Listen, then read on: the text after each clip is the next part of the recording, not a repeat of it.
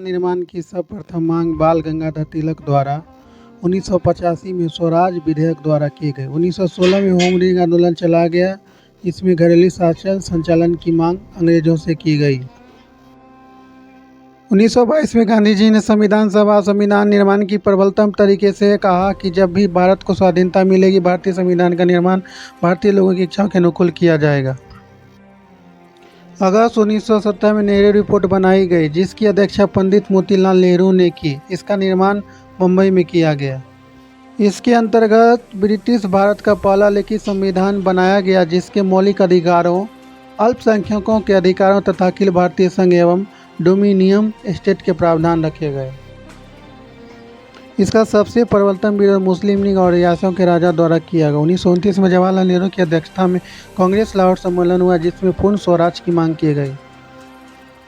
1929 में जवाहरलाल नेहरू की अध्यक्षता में कांग्रेस का लाहौर सम्मेलन हुआ, जिसमें पूर्ण स्वराज की मांग की गई। 1936 में कांग्रेस का फैजलपुर सम्मेलन आयोजित किया गया, जिसमें कांग्रेस के मंच से पहली बार चुनी हुई संविधान सभा द्वारा संविधान निर्माण की मांग की गई।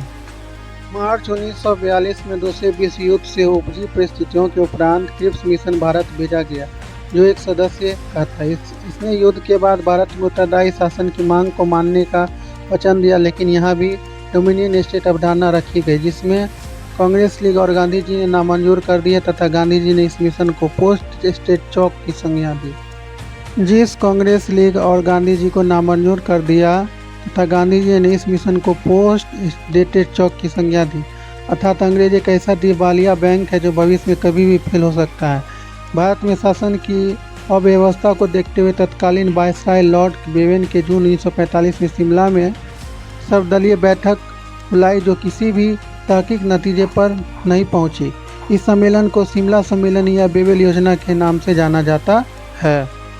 मार्च 1966 में कैबिनेट मिशन भारत भेजा गया, जिसकी अध्यक्षता प्रोफेसर पैट्रिक लॉरेंस ने की तथा दो अन्य सदस्य सर स्टेफर्ड क्रिप्स और ए.बी. अलेक्जेंडर थे। इस आयोग द्वारा तत्कालीन समय में शासन का सही निर्धारण करने का प्रयास किया गया। इनकी सिफारिशों के आधार पर संविधान सभा की रचना की गई।